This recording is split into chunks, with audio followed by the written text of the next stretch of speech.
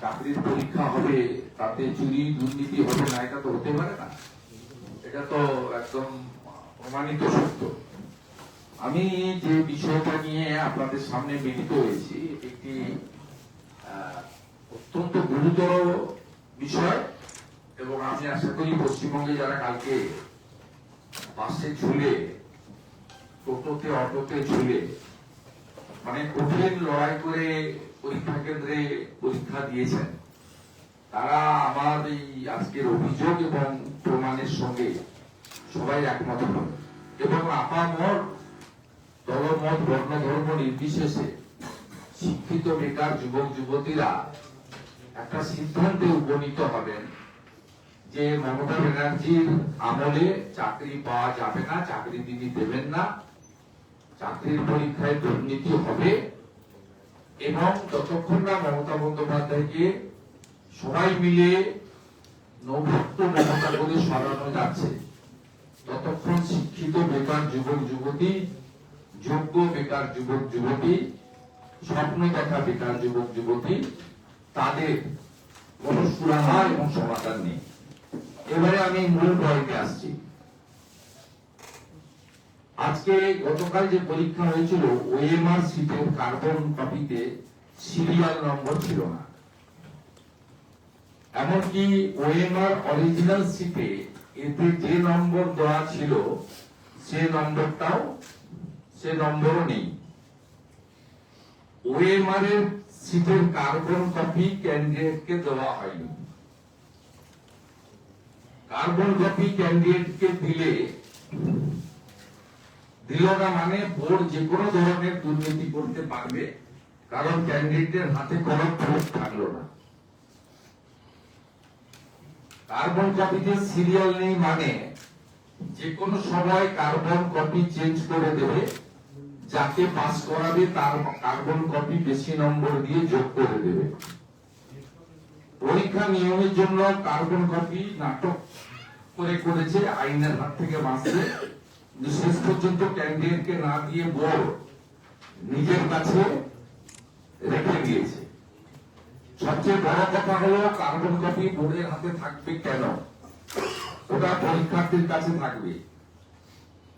স্বাভাবিকভাবে আপনারা, আমি যে সেন্টার আছে সেটাকে হেজি করে দিয়েছি, ওএমআর এটা আমি হেজি করে দিয়েছি। ওই সেন্টারের আপনার আমার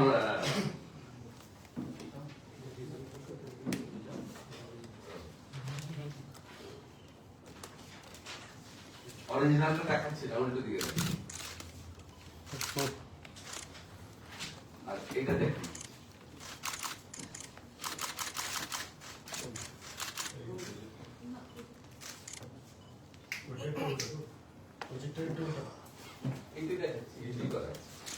এটা অরিজিনাল, সেন্টারের নামটা বেরিয়ে যাবে না।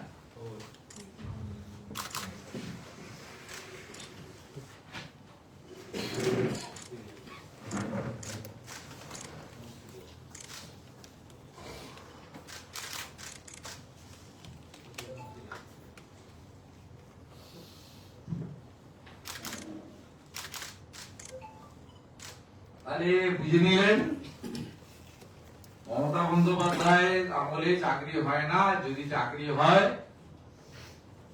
ওএমআর এর কার্বন কপি পাওয়া যায় না, ওএমআর এর সিরিয়াল থাকে না, এবং যাদের যাদের নেবে টাকার ভিত্তিতে বা আত্মীয় স্বজনদের, তাদের ওএমআর চেঞ্জ করে দিবে।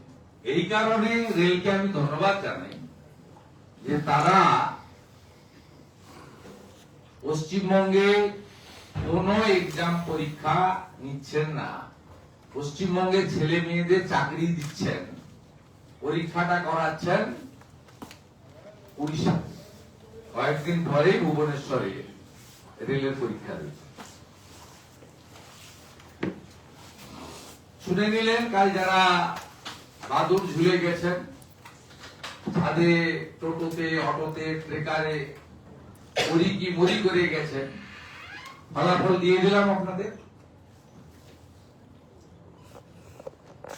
কোন প্রদেশে এবং জাতীয় স্তরে পাবলিক সার্ভিস কমিশন থেকে শুরু করে রেলওয়ে রিক্রুটমেন্ট বোর্ড থেকে শুরু করে সব জায়গায় লিখিত পরীক্ষায় ওএমআর কার্বন কপি দিয়ে দেওয়া হয়, সিরিয়াল মেনটেন করা হয়। কার্বন কপির একটা কপি যারা এক্সাম দিয়েছেন তারা হাতে করে বাড়ি নিয়ে আসে। তার মানে পার্থ চ্যাটার্জির জেল খাটটাতে সমাধান হয়নি,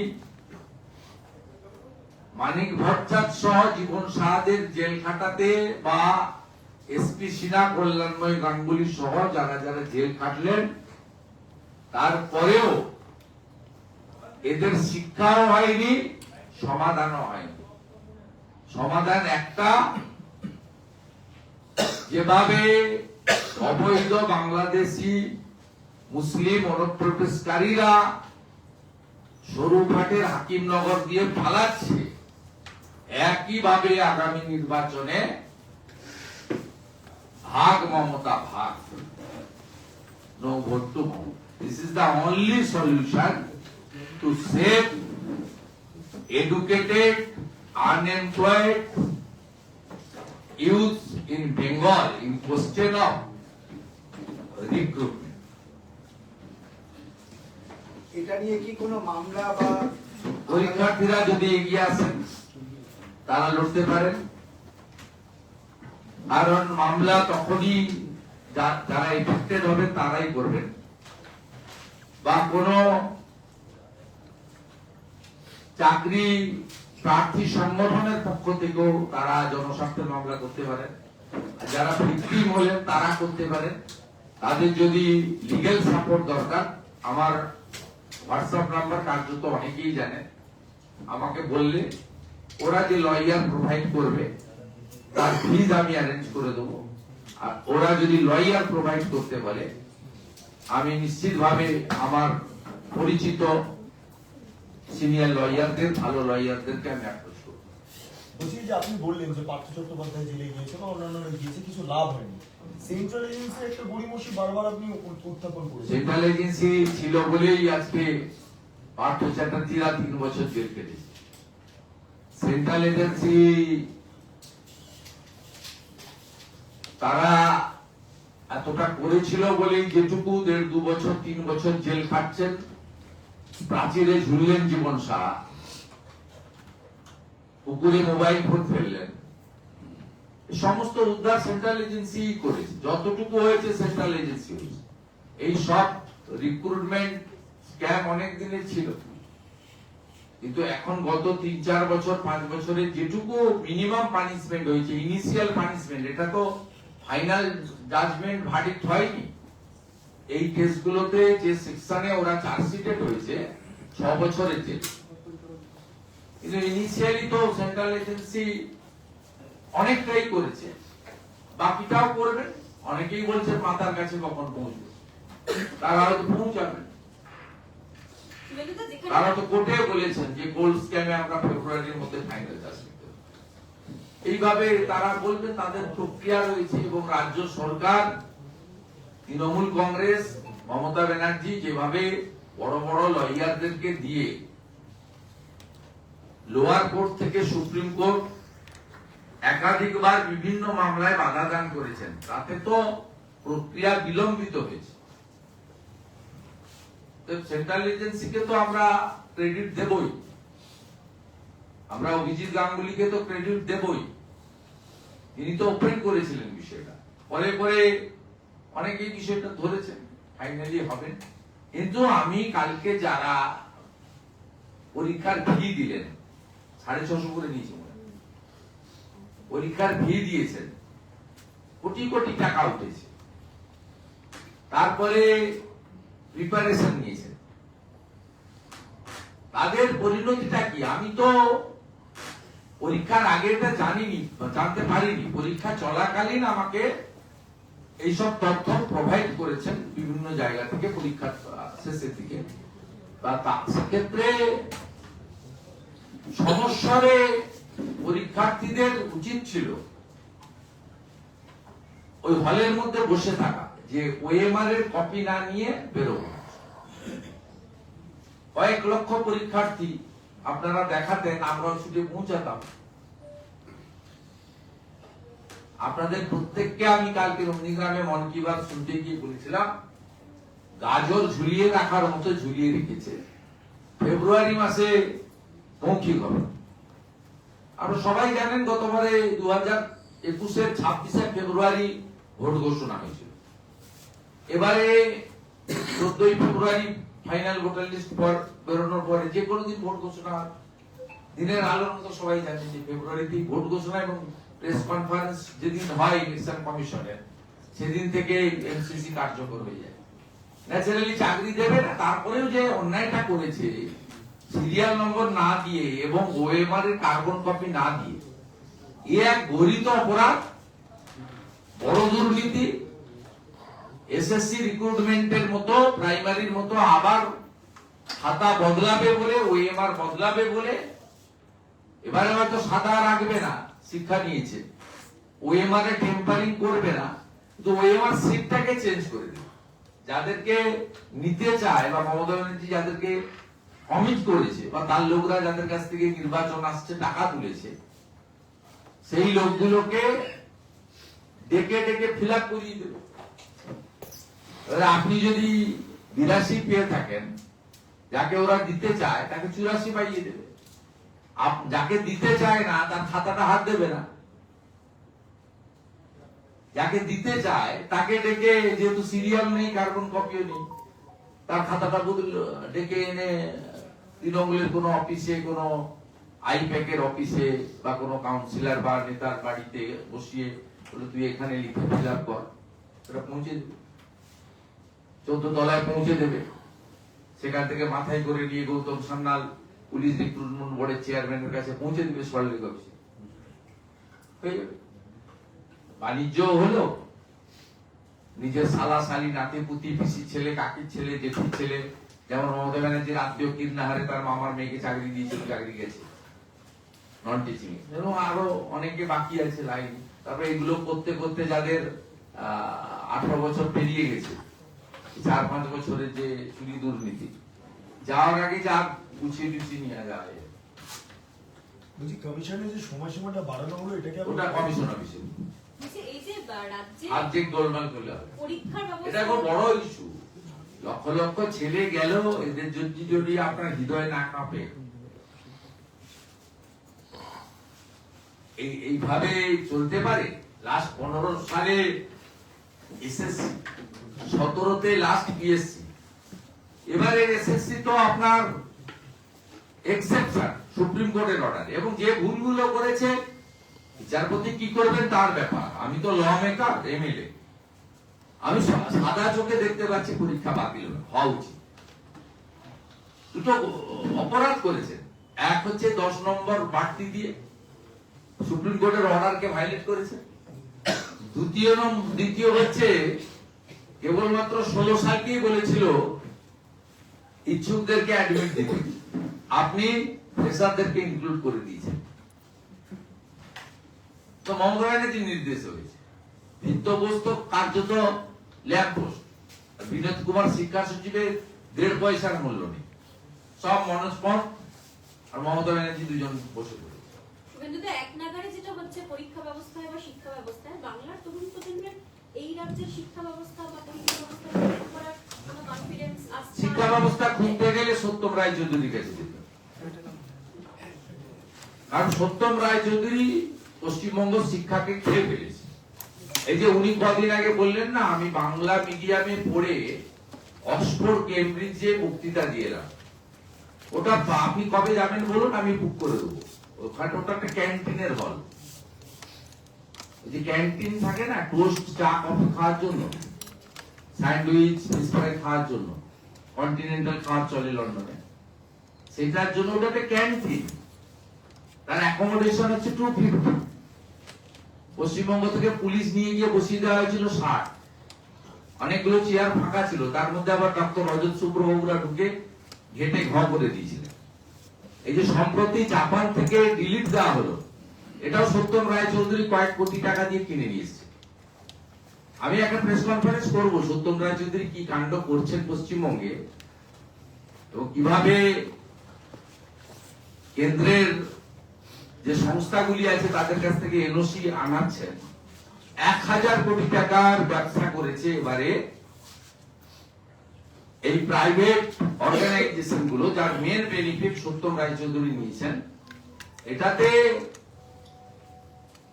জয়েন্ট এন্ট্রান্সের রেজাল্ট এবং উচ্চ মাধ্যমিকের রেজাল্টের পরে ভর্তি প্রক্রিয়া 3 মাস কেন পিছিয়েছে এর প্রশ্ন উত্তর কেন আপনারা আমাদের বহুল প্রচারিত চ্যানেলগুলো কেন করেন, কেন শিক্ষাবিদদের ডেকে এনে এটার উপরে চর্চা হলো না। 6 মে 2025 রেজাল্ট বেরোনোর পরে 3 মাস অপেক্ষা করতে হলো স্নাতক স্তরে ভর্তি প্রক্রিয়া।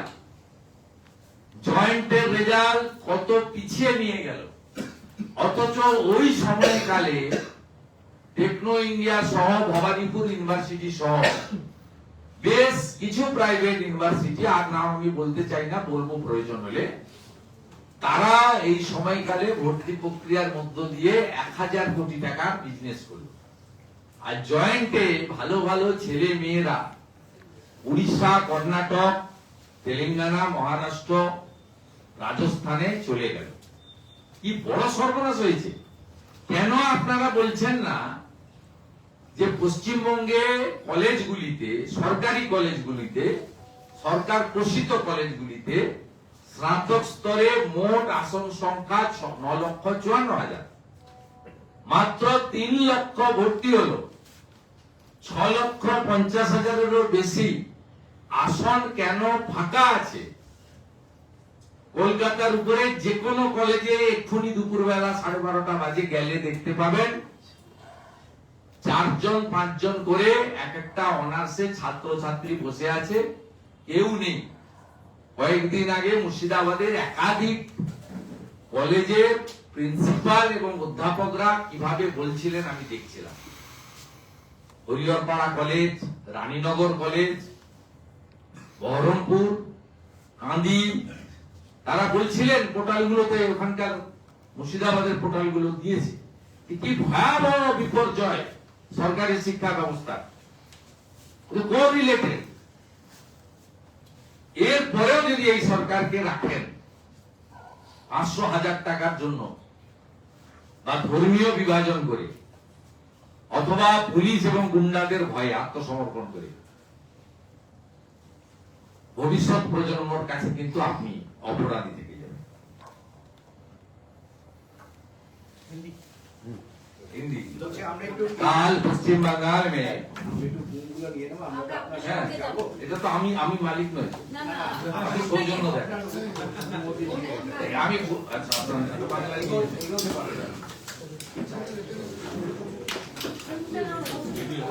হিন্দি বলি হিন্দি আমরা মাইক ধরে নেবো, মাইক ধরতে যায়, মাইক ধরতে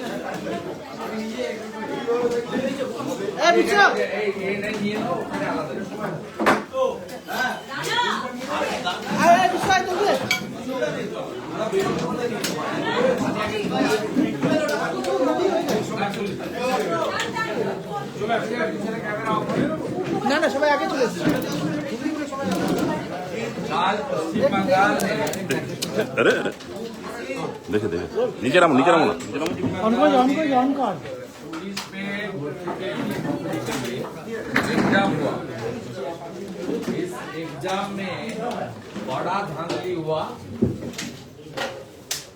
एक तो ममता बनर्जी का जो गवर्नमेंट चल रहा है, ये नौकरी देने का सरकार नहीं है। ये सरकार भ्रष्टाचारी है, परिवारवादी है, तुष्टीकरण करता है, नौकरी बेचता है। बहुत सारा मिनिस्टर, पूरा के पूरा एजुकेशन डिपार्टमेंट जेल के अंदर था 2 साल 3 साल। एक पुलिस रिक्रूटमेंट बोर्ड में आज जो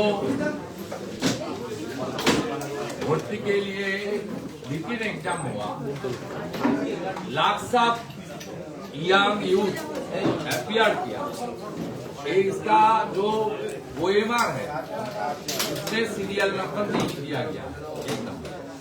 दूसरा, सबको पता है यूपीएससी से लेकर रेलवे रिक्रूटमेंट बोर्ड से लेकर हर प्रदेश में, यूपी में भी 1,70,000 से ज्यादा कांस्टेबल में भर्ती कराया पिछले 1.5 साल में मनोज चीफ मिनिस्टर योगी जी का सरकार।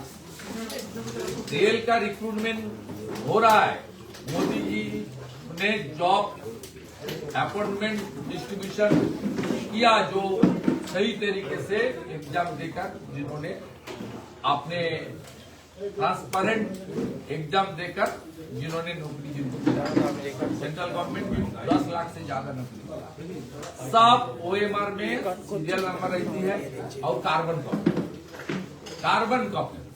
ये बंगाल सरकार काल जो किया, सीधा फिर नकली घोटाला किया, कार्बन कॉपी नहीं दिया। कार्बन कॉपी नहीं दिया मीन्स उसको टेम्पर करेगा, उसको जैसे SSC किया था फॉर्म को चेंज करेगा। आज जिसका पास रिश्वत लिया है, जिन्होंने भाई भतीजा बात में जिनको नौकरी देने वाला है, उसको टारगेट करके बुला के एक OMR का फॉर्म फिलअप कराएगा। जो मेरिटोरियस है, जो जिसको सही तरीके से नौकरी मिलना चाहिए था एग्जाम में, रिटन एग्जाम में, वो नहीं होगा, वो वंचित होगा। इसलिए ये एलिगेशन बहुत स्ट्रॉन्ग एलिगेशन है। पश्चिम बंगाल की बेरोजगार अनएम्प्लॉयड यूथ का साथ ये सीधा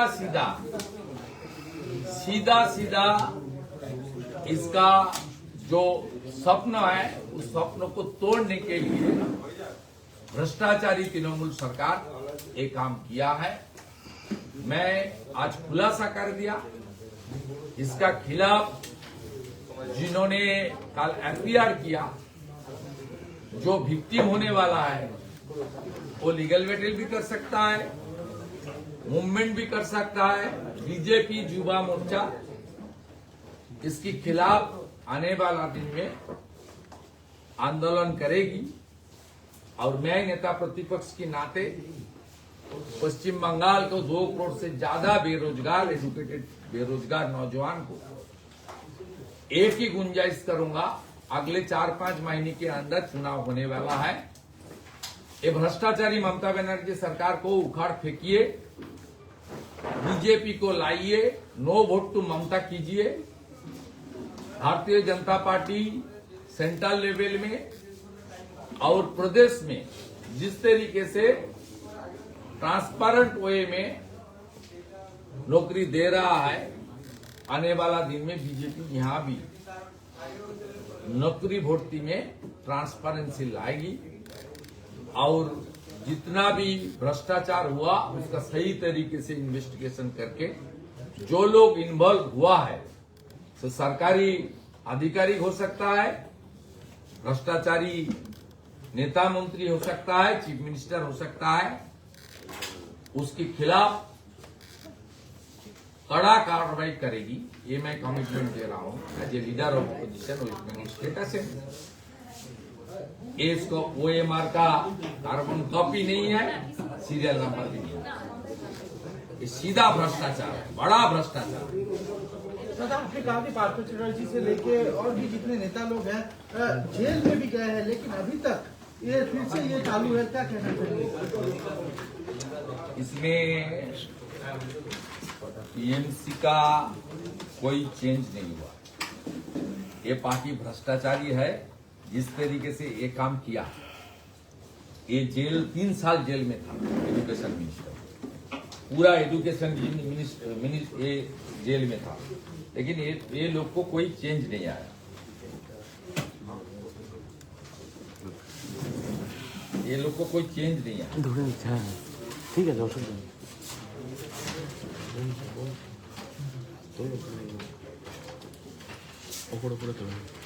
ठीक है, चलिए एक क्वेश्चन और